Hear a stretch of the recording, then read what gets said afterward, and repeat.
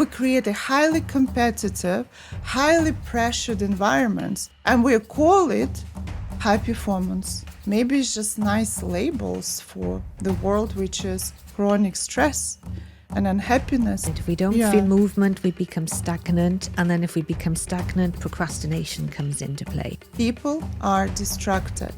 They've started losing the ability to focus. Mind is just shrinking because we're not utilizing that analytical thinking as much because we don't need to do it as much anymore. Is it also higher and higher with years, or it's just always been there, that insane pressure? You know, the words we speak create our reality. So if we are going to keep saying, I'm busy, I'm stressed, I'm overwhelmed, well, the thing is, we are creating that because the mind doesn't know whether that is true or false. How would you define high performance? Disciplined and learning how to keep the speed but calm the internal structure down. I would love to be a high performer of that caliber.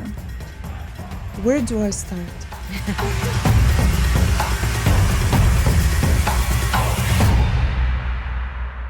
Hi guys, welcome to a new episode, Master Vision, your business compass to an impactful and meaningful future. I've been working with people for over 20 years in different formats: business meetings, workshop, conferences, panel discussions, and so on. And there is something I've noticed recently that I cannot ignore anymore. People are distracted. They've started losing the ability to focus, the ability to listen, to actively listen to their colleagues. And some of them started losing even the ability to sit still. And I'm not talking about any particular group of people. I'm talking about executives, founders, startup founders, creatives, and employees. Every second meeting I enter, I feel this tension in the room. People are constantly in a hurry. They're in a hurry to achieve their KPIs, in a hurry to overachieve their targets, in a hurry to raise money, in a hurry to exit. There's always pressure that we've created ourselves. And then you leave the business environment, you sit in your car, you put the podcasts on, and the whole world is teaching you how to be mindful, how to live with balance, how to enjoy the present moment and stay still. Now, there's a bit of contradiction. So we're preaching this whole world of balance and enjoyment and present moment, but then we go to the business environment and we completely forget about it, and we create a highly competitive, highly pressured environment where people, I don't know if they're happy. And we call it high performance. We call it ambition. But I've started thinking that maybe it's just nice labels for the world, which is chronic stress and unhappiness. So I'm on this journey now of exploring of what is truly a high performance. And me as a leader, can I live, I don't want to call it chilled life, but peaceful life, and still be very effective achiever and ambition, but with my own speed. And that's why I have a brilliant guest to explore this topic together. Her name is Tracey Jones. Tracy is a mind management coach. She's an educator. She's the creator of the language alchemy coaching method. Tracy works with ultra-high net worth families, elite athletes and politicians, and high-performing leaders. She helps them to stay grounded and effective in a world obsessed with speed and achievements. Hi, Tracy. Hello. Thank you so much for joining me today. Well, thank you for having me today. Sorry for a bit of a long introduction. It's this pain that I have now in me and this big question that I have. That's why I had to let it out. But that's, as I was listening to you, it so resonated with me. And this is what I see every day in my work. And I think when you explained that there's this balance of being preached at around understanding the mind and understanding meditation and things. And I think it's that call to action that we're missing. It's good to listen and it's good to be educated on it. But it's what's the next steps? And I think that really resonated when you explained that. Really, I'm happy that I'm not the only one who doesn't want to be high No. performance achiever and see how crazy the world is. It's gone. It's as if somebody's pressed a fast forward button. Have you noticed that? Yes, massively. And I'm finding myself personally having to keep coming back to me because I get put on this treadmill. And even as you were explaining that, I went back into my thoughts of just the last 18 months in my own business where I've had a lot of peer pressure to conform, KPIs, where am I going? Which, I've been told from business leaders that I need to stay in one lane. I need to master one lane. But when I started my business in 2016, I organically felt into my business. I didn't know where I wanted to go, but I knew I wanted to make a difference. And when I was organically building it, the flow was beautiful. It was just incredible. Doors were opening because I was in that moment of just allowing. And of course, I was doing the behind the scenes. There's a lot of work that you have to put in behind the scenes. But as soon as I started to strategize and people were, if you penetrated this market and stayed in this market, you do extremely well. You're in so many different markets. But I started to make myself wrong because I was listening too much to different people and not actually trusting self. And there's a fine line of having mentors, which we definitely need in business to support us. But also it's tuning into what the flow of how you work. So for me, organically is to be in the moment and to be present and to flow with my business. KPIs, targets, looking at structure, that does not work for me. And I don't want to be in that environment because I see the burnouts. I see what happens in environments. And just yesterday, I had a mentor session with my coach. And it's becoming quite clear for me where I don't want to be. Because, when we're trying to pigeonhole people into boxes, and I understand that if you want to penetrate a market, it's a good place to be. But with personal development and enabling people to learn information about themselves, for me, it's not industry specific. We're human beings having a human experience. Yeah. I had a discussion. So my husband's also a businessman. And I had a discussion with him recently. It started that I came back home from workshop and I've noticed while driving from that workshop, I was thinking, it's interesting how, let's say 10 years ago, we could have a workshop of 8 hours with executives, non-stop, with a small breaks, coffee breaks. And that was okay. And we still could brainstorm, discuss things, argue a little bit throughout the whole day. That workshop was 4 hours, the latest one that I had. And even those 4 hours, people can't. They cannot stay. It's off their phones. Yeah. Would I say, I'm so boring that no one wants it? Yeah. I used the same methods that we used before, even more entertaining. But no, there's something within us that changed. Yeah, they're saying that our brains now, the mind is just shrinking because we're not utilizing that analytical thinking as much because we don't need to do it as much anymore. We have access to so much information, AI, as we know, put a sentence in, I want a policy for this, I want this piece of information, seconds, and it's up. So the analytical thinking part of our brains are not it's not being used as much as it used to be. So then we don't have as much patience and many of us, it's a form of discipline as well. I mean, I've noticed with myself recently being here, there's a lot of external noise. Wherever I'm going, there's music in the background. You go to restaurants, there's music or there's a DJ or there's external extractions. But even yesterday, as I was trying to read a part of my book, I had to go back over the page about 3 times because my mind was wandering. And I know at that point, I need to come back and do some more discipline. Right. And this whole, in terms of the KPIs and what you've mentioned and structuring your business, I don't think it was always there. Yes. It's not like, I went to university business and it was always there. But it was other things also that were important part of it. It was the pressure didn't Fresh, feel yeah. so much, yes. And I think, when I say I don't use KPIs, of course I put, business plans and things together, but I think what I should be saying is that there's no the pressure on it. So, when we were working at the high level, the high tiers, that we want to get people to still reach the targets, but not in that high alert. Yeah, high alert. And I think this is, and I think when we're in that high alert state, it's being able to calm the internal structure, the nervous system down, but still reach the targets. And what's happened is that life has gone on that fast forward. As if the full, it's, on your phone and you've got the 1.5 and the 2 and you're listening to voices. Even the voices we listen I now. know, and then it's like as if somebody's pressed a 2 on it and life has just gone quick. And, I remember 20 years ago in my previous role, and this is how I was on high alert because of the pressures.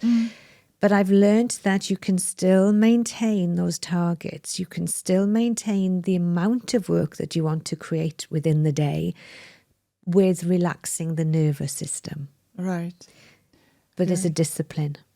So let's go into that then. Let's learn this discipline in this. I want to start with one thing also. You are the mind management coach. Yes. Now my question is, how can I manage my own mind using my own mind? Yeah, if it's a crazy mind. That's a good question. So first of all, we need to be aware. Awareness is key.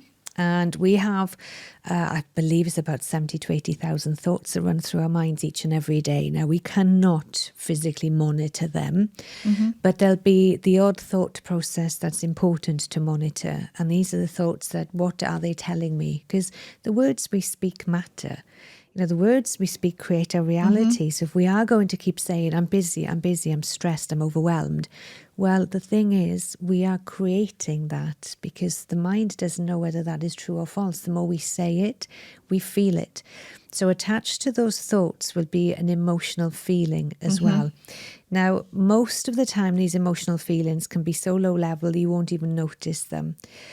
But over time, there'll be some that will wire and fire together that will create an impact. And we sometimes create a loop with some of our narratives and our beliefs. And we create habits with them. Now, awareness is key to start with. And once we're aware of some of the thought patterns, we can then start to monitor the feeling that's attached to them and what happens to me as a result of it.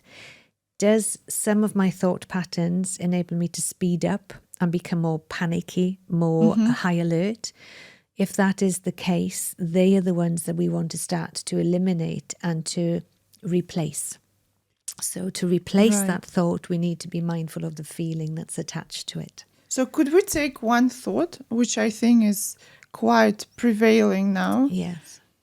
And go through it in the process. So the thought, I'm busy.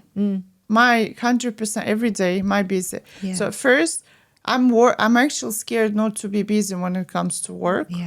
Yeah. And I'm guilty of maybe saying this to my team also, that if your to-do list starts shrinking, then it's not a good sign. And this is how we've been programmed again, because creating those lists, we need to move forward. It's movement, isn't it? If we don't feel movement, we become stagnant. And then if we become stagnant, procrastination comes into play. But being busy is okay. But is it the right busy? And is it the right feeling attached to the busyness?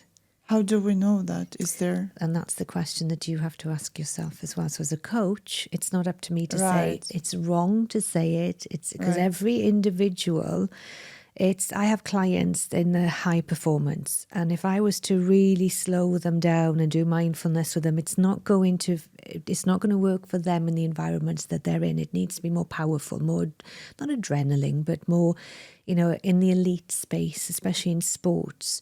When they're having their downtime, I can do the downtime meditations and calming the mind and do the reflection piece. But in that high alert adrenaline piece, we need them to be in flow. And then there's a difference again of being in flow to their industry. So if we're telling ourselves that we're busy, the question I'm going to say is, and is that okay? Because what's attached to busyness is what's important. So you might be happy being busy, but what's attached to it? Is it happiness? Tiredness. Is it joy, tiredness, stress, anxiety? Anxiety, yeah. What's Constant attached to it? tiredness. Okay. Constant tiredness, right? So for you, if tiredness is attached to busy, am I correct in hearing? Yeah. Okay, so what I would be looking at is breaking down the tiredness that's attached to busy. Is that a belief or is that my reality? Now, it could be your reality, but where along your timeline did you associate tiredness with busy? Right. Because that's the bit where we could eliminate. So I would ask the questions then of how would you like to feel when you are busy? So you could be busy, but you don't need to be tired busy. Yeah. You could be happy in being busy. Yes. The reason I brought the idea of busy is because, again, let's take that workshop because it's a recent event. Just to give a background, it's a strategic workshop is where executives are all together discussing the future of the company and how it's going to impact the present. So it's quite an important thing. Yeah. Does it answer their KPIs today? No. Does it help them to achieve to get their bonuses today? No, because we're talking about future decades. Yeah. So it's already not on their priority list. Then it's all about busy. So I'm busy, we're busy. And I've noticed they're always busy. And they're not busy. Oh, you know what? I'm busy, but I can work on, I can be here today and really focus and push myself. Yeah. No, it's I'm busy, I'm stressed, and I'm not focused. I'm nowhere. I'm just either here or there or there. Right. So it's this. That's why I've noticed more and more, and among my friends also.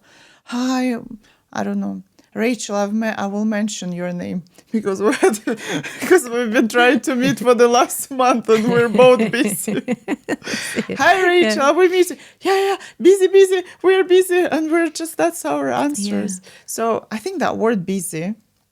I think we create habits. It's what we hear in society as well. And, we hear things. And as you said, we listen to podcasts or we listen to the radio, we listen to information, and we're downloading so much information at the moment. And I think for me, I think it was post-COVID or during COVID as well, when we talk about stress, and I used to listen to so many people on daytime TV or on the radio saying, we're a stressed society.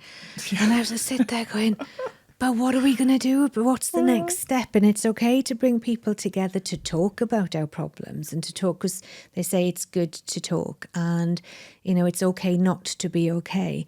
And that was good at that point. But for me, it was always, okay, what's the next step? Because what happens then is that we end up stagnating in that, because that is, we create those habits. In a work environment, I think it's Professor Druske, she talks about workplaces as emotional incubators. Now, I'm from Wales, which is one of the beautiful countries, and we have a lot of sheep in Wales. And when you look at the analogy of sheep, once one goes across the field, the rest will follow. Right. And I think sometimes when I look at this point of it is that once one person starts to say, oh, I'm busy, I'm really overwhelmed, I've got these targets to meet and I haven't got time to do it. Many of us will follow, because we vibrate that energy out. We vibrate the language, the words that we speak, and we pick up on it on a subconscious level. So when you think about workplaces being emotional incubators, each and every one of us have got our own stories, our own narratives going on at any one time. So when we start to work together, like that workshop that day, collectively, what is the common language that you heard in that room that day? Yeah. I'm busy. I'm busy. We have, we need to do this, we need to do that. But I've imagined now, imagine a group of 20 people, and one said, I'm busy, the other one, I'm busy. And then the third says, I'm okay. So how can You feel okay, no bonus, don't you? Yeah. Logically, Yeah. okay. Yeah, because if you're not busy, what are you doing? Yeah, well, I'm actually managing my time well. I'm okay. I'm ready to work here and focus and discuss the future of the company. I mean, it's like you said, I think during that workshop, if they're looking future pacing the business, but they have so much to do. And I get it. Sometimes, you've got a team of people back in the office. They're waiting on answers for you. They then can't do their job until you've answered their questions and their queries. And it is a ripple effect out. It's a ripple effect to everybody. I've worked in some corporate companies where there was one corporate business, I think there was 15 of them on the top tier. And I drew circles on a whiteboard of every member of the person, and I labelled it 1 to 15. So I said to person 1, I said, right, for you, I said, how many departments do you answer to? And he said 7. So I said, okay, so which 7? So I drew a line from circle number 1 to number 7, to number 11, to number 6, to number 5. And then I went to number 2, person number 2. Okay, so which departments do you answer to? And you need information and collect information to get your job done. There was about 6 departments.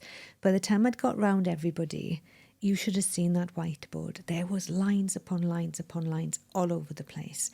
Now, it was a clear picture for them as to if one part of a department breaks down communication and doesn't answer an email or gives instructions to department number 5, department number 5 can then not move forward to department number 7 and department number 9. That is the reality often. And if the communication isn't tight, it creates pressure, it creates stress, it creates pressure on the return on investment. And at the top tiers, that can be a lot of money.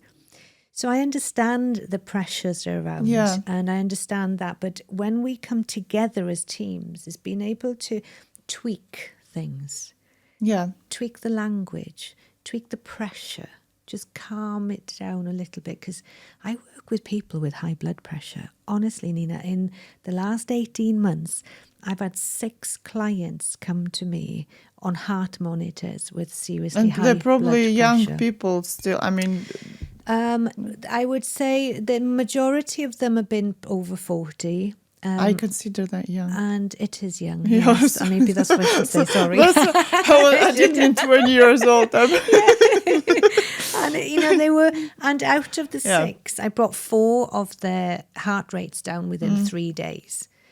So we do it to ourselves. Because they had the space. They were at home.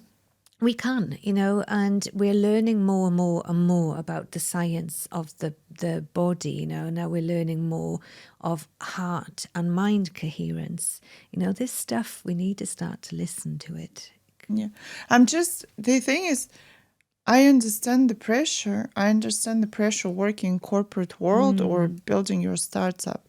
What I can't really understand is that why 3 years ago we could keep our attention span and focus longer than it's just such a short period of time. And it's degrading.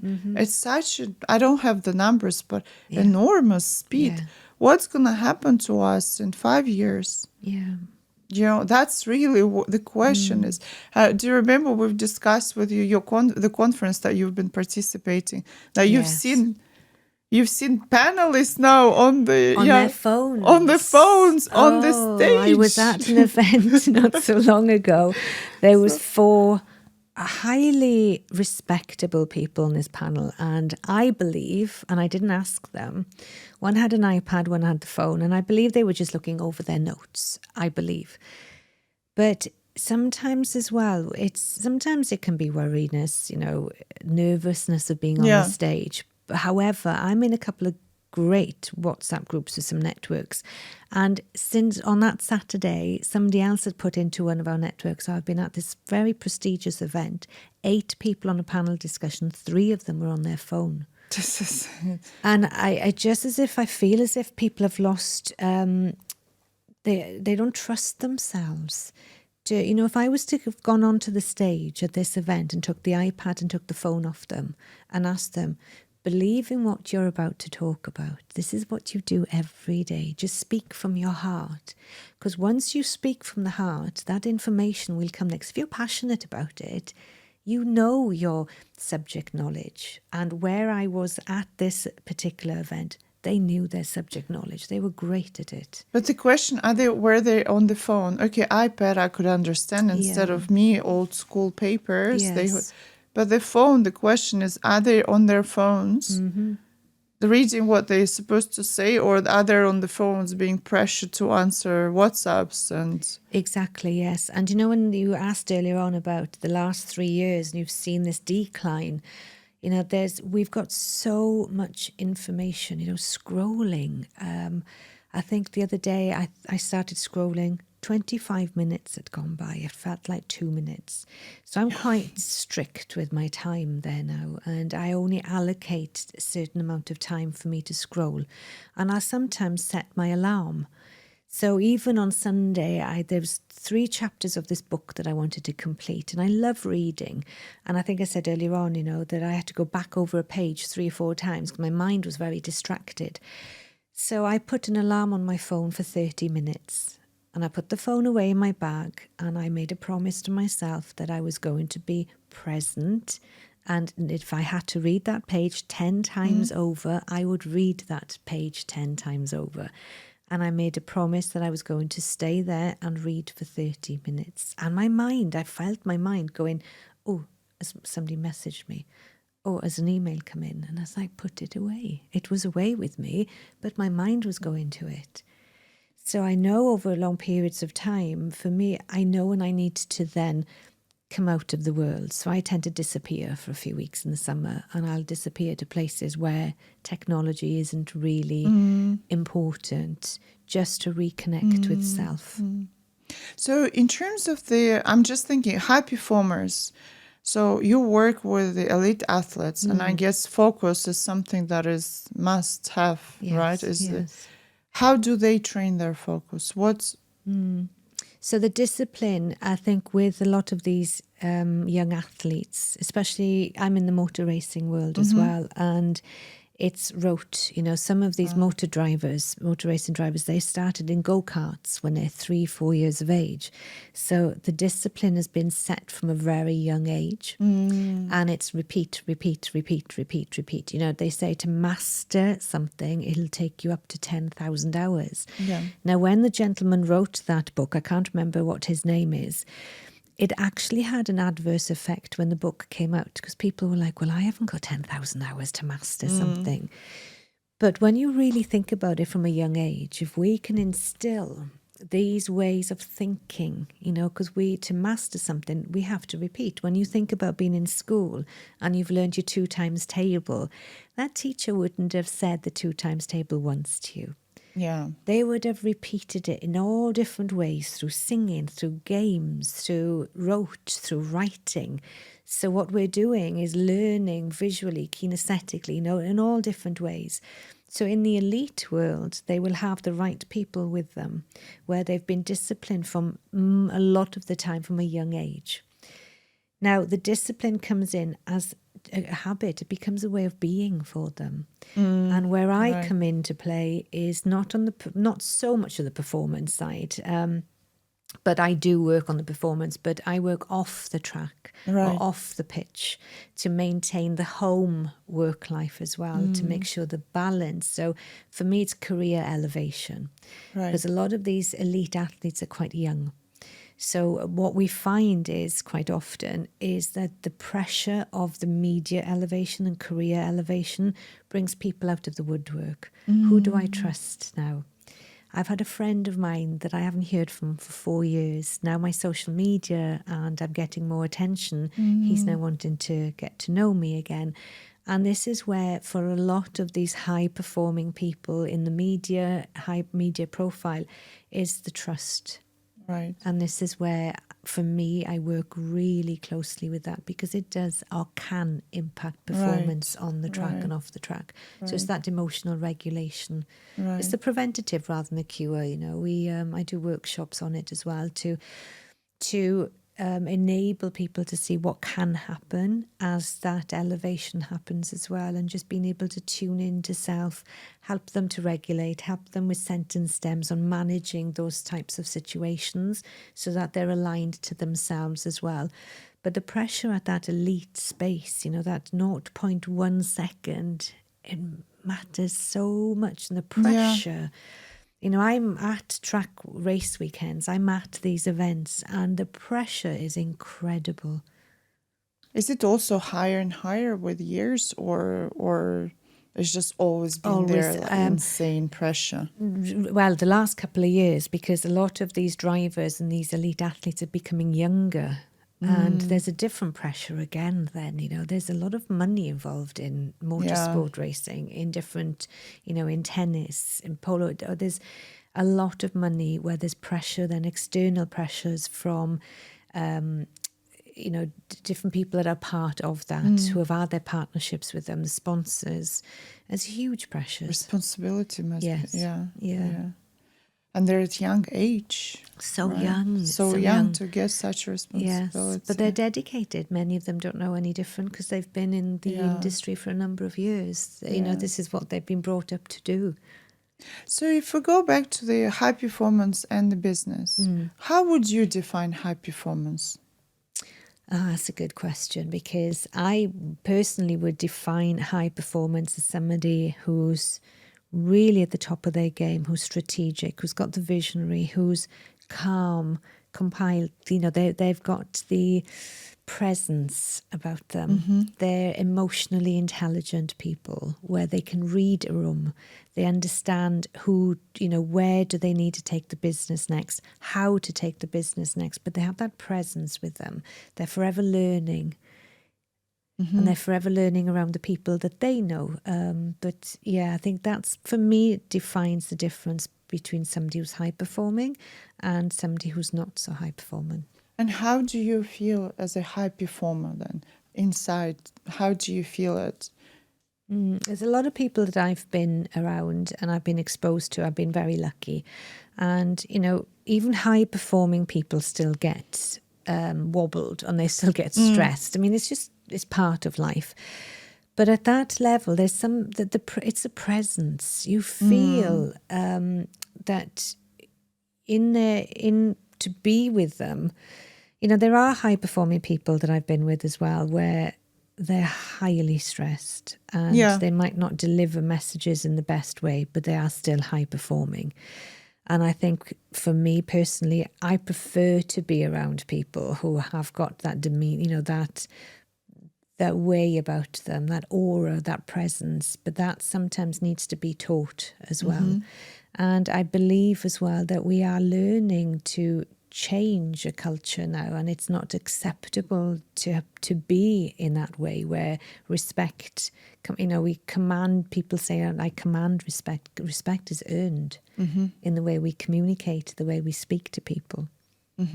So high performer, that calmness, that grounded right in the vision and seeing the future, and not being rushing into that, right? But probably strategically going towards that. How does that work with the highly obsessed world with speed and achievement and this? Do you think it doesn't contradict? Do you think people won't take it as a... But I suppose it's the way, when you've got a good presence about you, you can still do the speed. Right, okay. And I've seen this happen often as well, where you've got somebody, it's very rare, but when you do come across that high performer that is just so solid in their being and the way they present themselves, the way that they can delegate, their vision is clear, they know where they want to go, they know their strategy, they've done it umpteen times over, and they've just got this mannerism about them. And then when they delegate that out, the speed is still there. So... But it's not that, it's that madness of rushing around. And it's like, just can't bring it back down. Okay, let's you know, disciplined and learning how to keep the speed, but calm the internal structure down. Love it. Anything, let's go a little bit. I love it. I would love to be a high performer of that caliber. where do I start? And you know, I use this word discipline, and I think it's learning from somebody. If you know of somebody that you admire or respect that demonstrates those qualities and those traits, go and learn from them. And, you know, if there's somebody that does do podcasts or does, you know, write books on their work, learn. Because, you know, the greatest investment you will ever do is learning about yourself. So I'll say to people when I'm working with people just before they're going on to doing a piece to camera, or if they're going on to live TV, and we say, you know, how do you want to show up? I want to show up as knowledgeable, calm and confident on that camera. Okay, so what does calm, confident and knowledgeable look like for you? Think of a time that you've demonstrated those qualities before. And then we draw in on the feeling, the emotion, and I take them back to that moment where you can see, sometimes you see their shoulders go back, you see them move, you see them change. But then also somebody will say, I don't think I've ever felt like that before. Okay, so who do you admire that demonstrates those traits? What is it about that person that demonstrates? And then you ask them to explain it. Because once they explain who they admire, and it might be the fact that who they admire is charismatic in front of a group of people. Okay, so you write charismatic in front of a group of people. What is it about the person that makes them charismatic? So you're drilling down. Well, they have eye contact with people in the room, and they will look at people and they will smile at them. Okay, so they look at people and they smile. What else is it about their charisma? You feel their energy.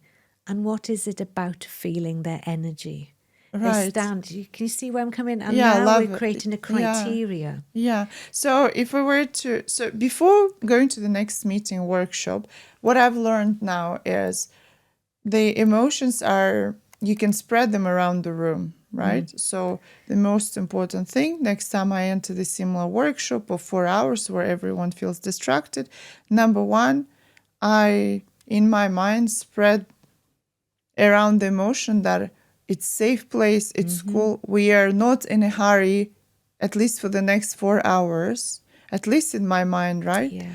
Before the meeting, I should think about what kind of meeting I want to have and what kind of person I want to be at that meeting, right? Yeah. Because now you're setting an intention of how you're going to show up. And then I write down, I want to be charismatic, or I want to be strategic, and then happy. Yeah. And then I write down what that thing means for me, right? Yeah.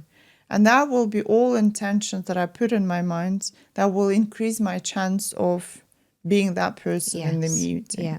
And to take that further, you can sit and visualize. So if you know the room that you're going to be in and you've worked in that room before, you can sit before the meeting and visualize you walking around, the way you're speaking to people. How are you maintaining that presence throughout the day, that people feel that energy with you? But also you can set the intention with the group as well. Right. So what I've started doing in my workshops, we tend to do 90 minutes and there's a short break. And at the start of the 90 minutes, I set the intention for the group.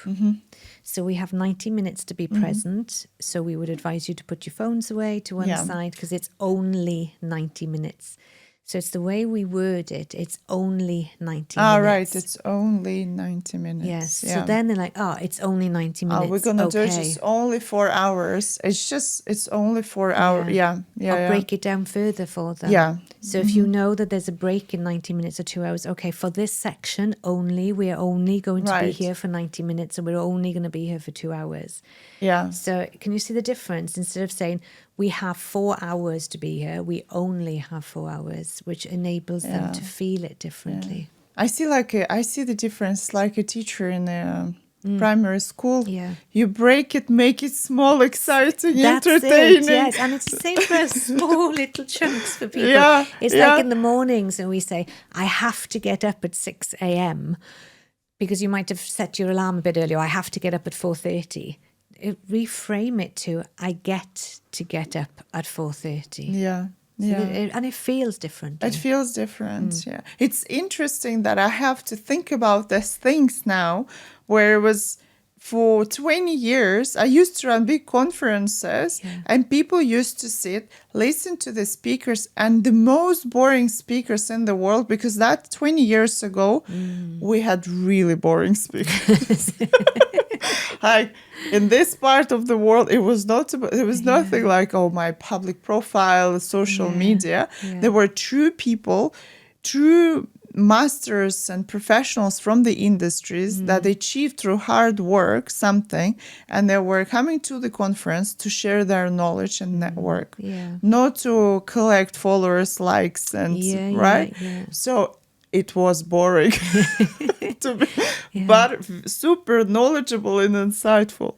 And we were sitting there and we were listening and going through the whole conference. At about 4 o'clock, everyone starts to switch off, but you still sit there because it's then it turns from the knowledge to respect. You just sit there out of the respect. And I think that's quite key as well, isn't it? It's the respect for them. We held a couple of conferences in the UK, and we'd have about 6 different speakers. And again, breaking it down to, you know, the speaker would do their part, which would be 25 to 30 minutes. Then we would do the Q&A. And then I would then, so because, you know, the speakers we'd have achieved incredible things. So in the last 10 minutes, then I would sort of summarize everything, but back into a corporate perspective. Right. So we'd break it down a little bit more. But we were very, very lucky. I look back at those conferences, and I think because of the way, I think at that time with the speakers, but I had to do a lot of speakers in there. We know it wasn't 2 speakers. I would put 6 or 7 speakers in the day to keep them moving, right. so that people would be engaged in that sense. But I think looking back, that was probably 2 years ago, and I was our last conference, and we were very fortunate. It was very far and few I saw phones. But in the last 2 years, when I do go to events, the phones are out. Yeah, just, you know, and they're being not encouraged in the audience to use their phones, take photos, tag, and so on for the publicity, for the publicity, for the spreading the message. We used to sit with the pen and paper and write notes. But I mean, I sound like an old lady now.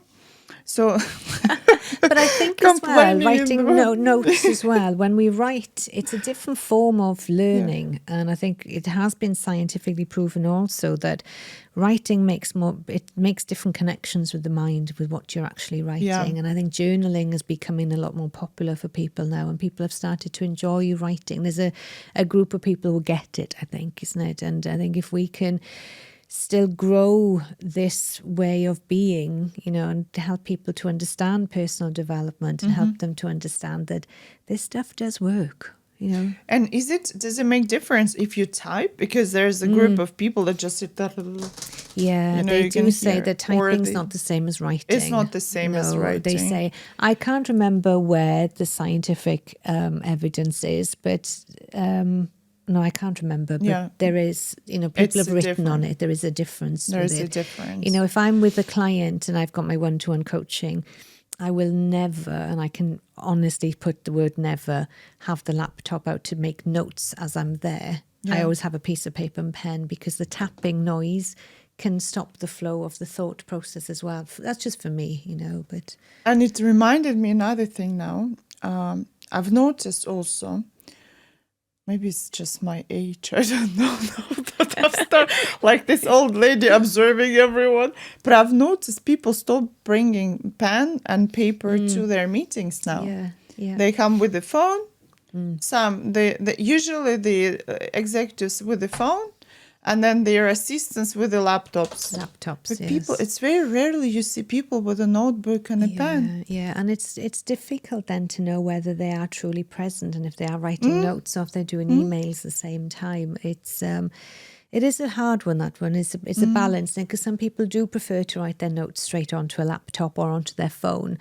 And, you know, it is a preference, isn't it? But it's being able to trust to make sure that they are present with you. Yeah, but as we agreed, writing on a piece of paper with your own hand, in your beautiful handwriting, if you have one, or a terrible handwriting, is really good for your brain, for your development and so Yeah, on. and focus. And the focus. focus, yeah. Especially when we're doing, because I do a lot around interpersonal neurobiology where we really go inwards and we reflect a lot. And I'll give my clients questions to think about and ponder over.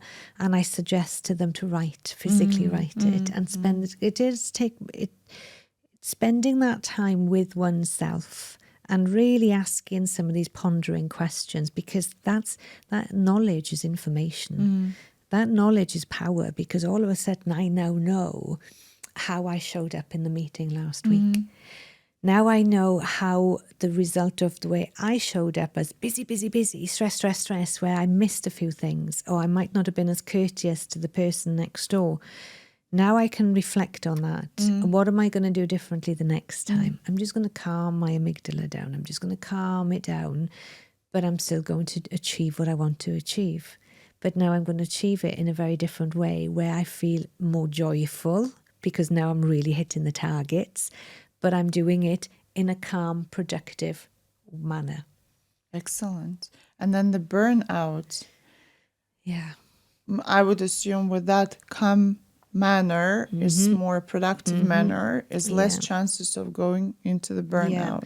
Yeah, we've noticed as well, I've noticed personally that when I've seen people who have gone into this burnout phase, I can track back at least 18 months on 18 average months. where we can sort of start it. And that's just my outlook. And this is after being with 4,500 people plus that we've delivered our programs to. And I think I say I got about 650 hours of coaching. I think it's about 700 to 800 now. And when we've reached these burnouts, or where the negative thoughts come in, or people are just worn out and exhausted by it, and they haven't got the energy to go again, when we look at the timeline, we go back and back and back and back. For me, it can go back further, but there's around about 18 months where, when we do the timeline of go, and then at the end of every day, they come home and it's like, oh, how's your day been? And it's like, oh, don't talk to me, so much to do. And then we repeat the whole day again.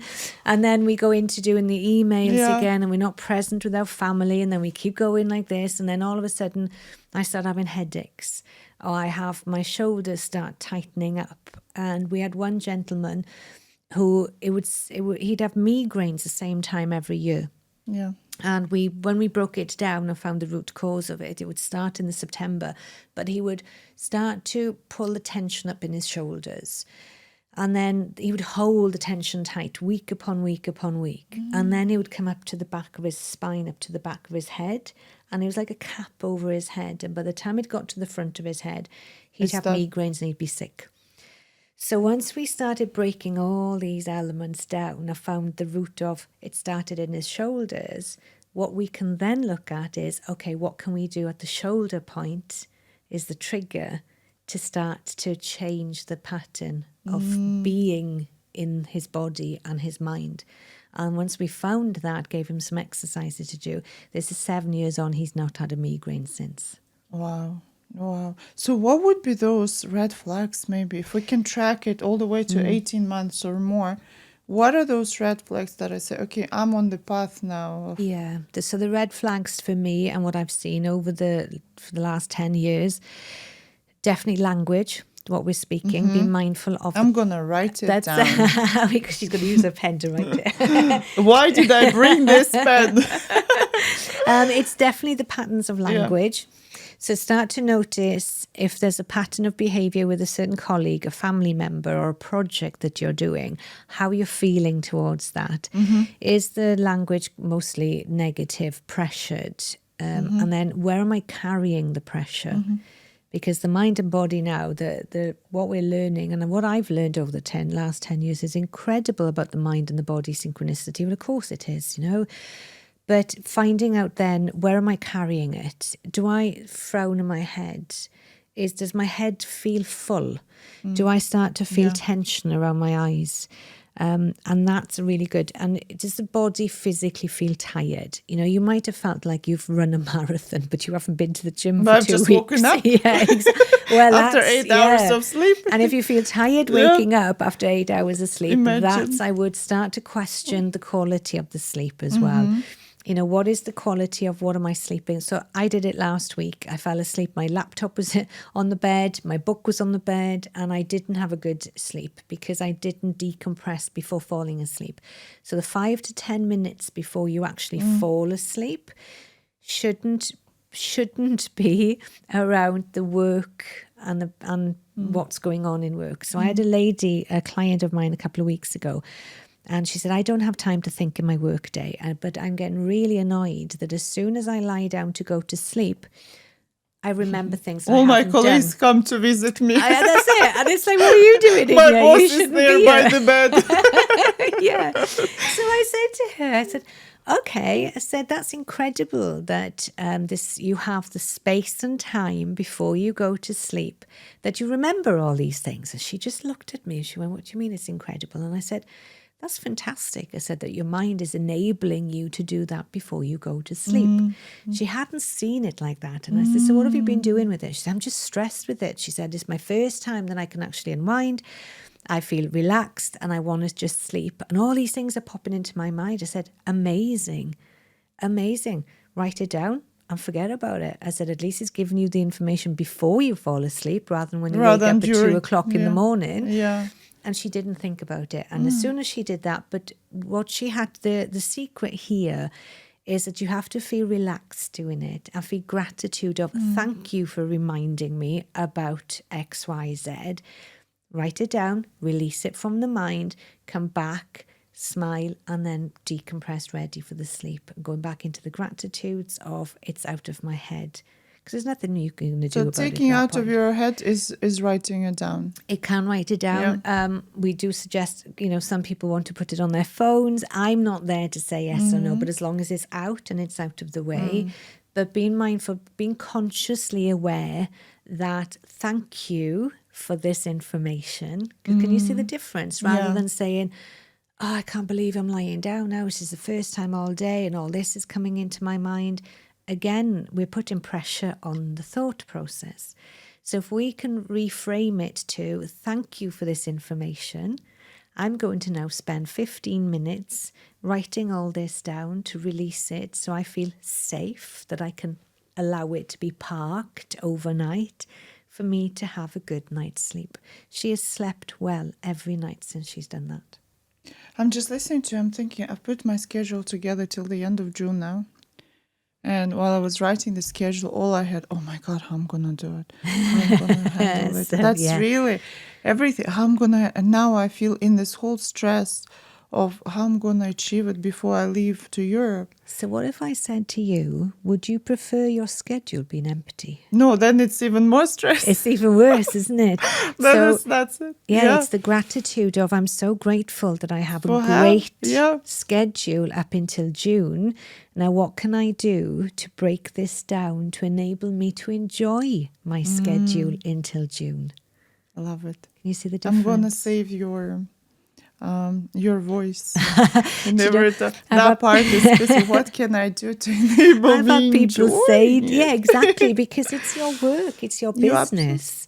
It's as an entrepreneur, and when you run your own business, we have a choice as well. It is hard. I mean, it can be difficult at times, and running your own business, you'll have your ups and downs with it. But when there's things in the schedule, and if they're the right things in my schedule, and I am busy, how amazing is it? How amazing. Thank you so much. That's true. That's true. Okay, so burnout, just very quickly. So it's the language. It's that, physical. What else could it be? What are the... Yeah, so it's holding on to past events as well can play an integral part.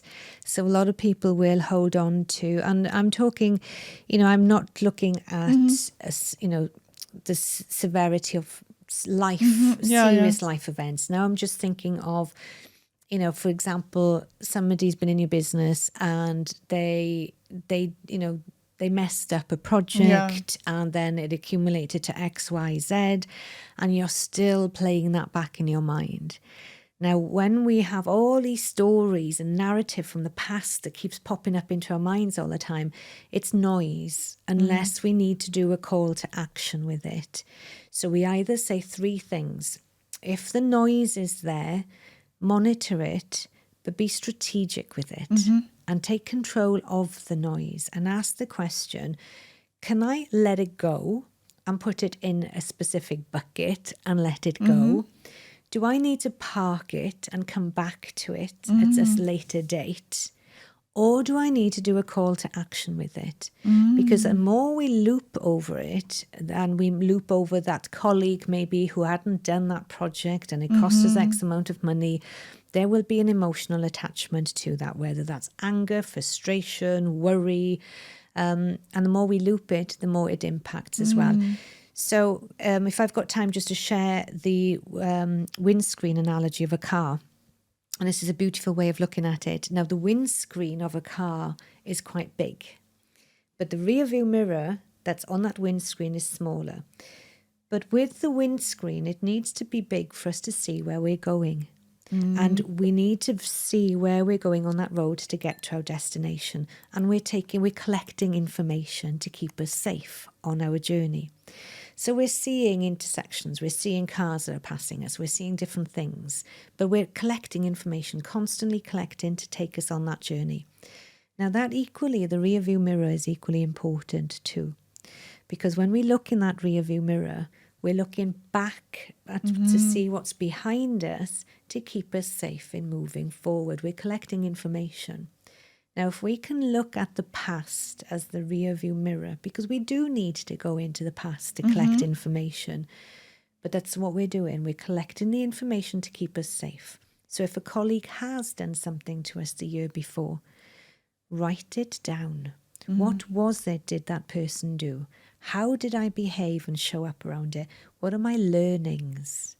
And what would I do differently the next time? So what we're doing, we're taking the learning with us, but leaving the emotion go.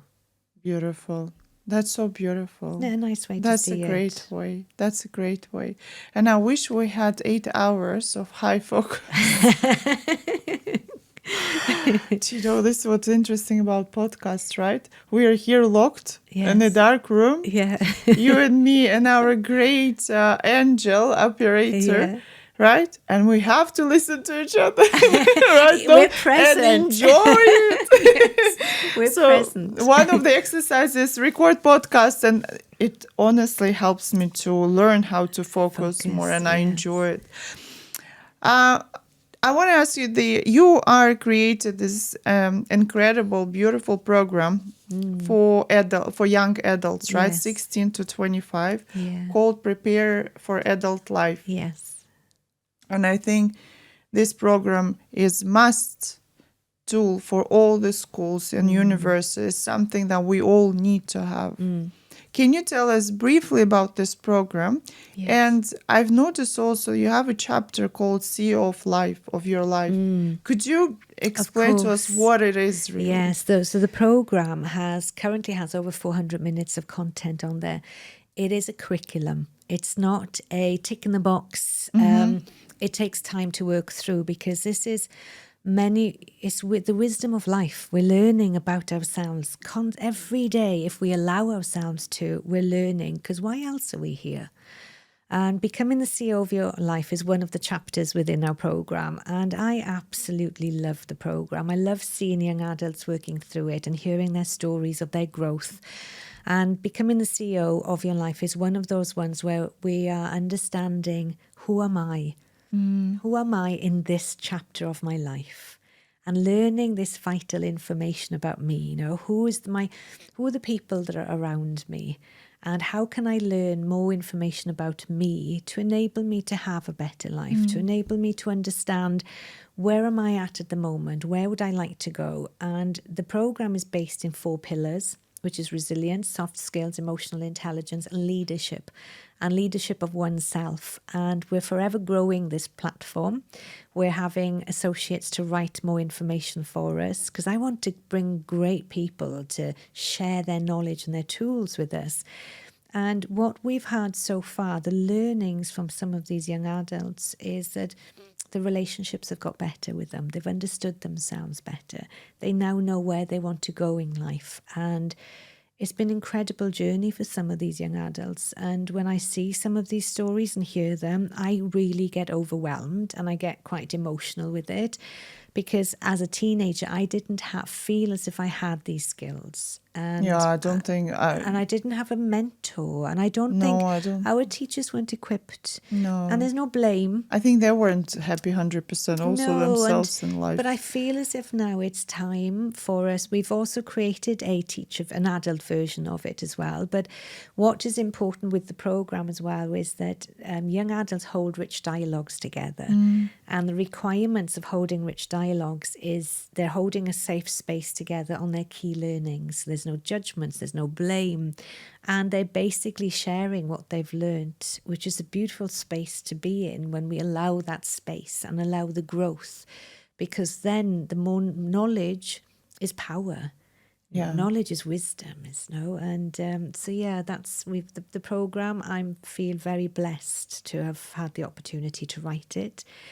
So what's your plan with the program? How could we support you with the program? I would love to. I'm good with I love working with my clients. As we said at the start of the podcast, business and KPIs is not really my cup of tea, but if somebody would like to come in and do the KPIs for me, but as long as it's calm and in a nice present way, that's fine. But for me, it's been able to get the program out to as many young adults as we can. And if there's anybody out there that would like to help and support us with that, it's great for apprenticeships in companies as well. We have the adult version, but we've also created a Train the Trainer, where we train facilitators up on how to hold those dialogues. Even that in itself is an incredible program, where leaders are learning more about facilitating rich dialogues. And it's also IOL certified, the program. So a young adult can now have a leadership certificate to go with them either to higher education or into the workplace. So many people now are talking about not just holding a degree, but they need to have these skills now, the critical thinking skills, especially with the advancement of technology.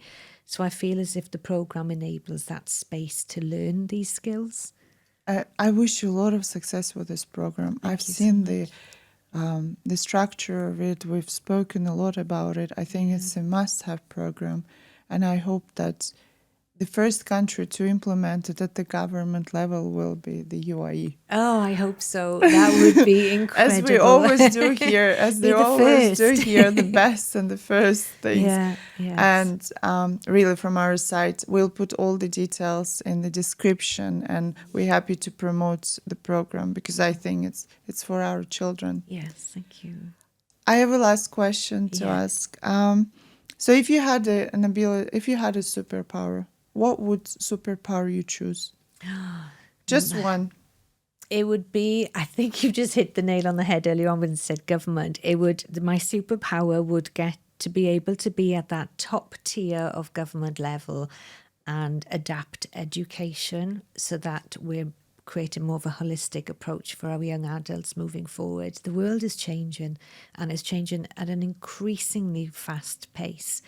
And I feel that education needs to be a lot more holistic to enable our young adults to learn about themselves. So my superpower would be to get into those top tiers of government. Excellent. I think this is going to happen soon. Let's think positively and be blind optimists and put that in write it down, think about it, visualize it, and I need to do act that. on it. Yes, see, give me my own advice back. Thank you. Thank you so much. Thank you, Tracy. Okay, good.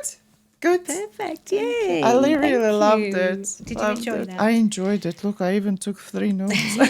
No idea. I was thinking, okay, here's wrong. Why did I do that? But honestly, I'm exaggerating a little bit with these workshops, but the reality is terrible. The people adults cannot focus.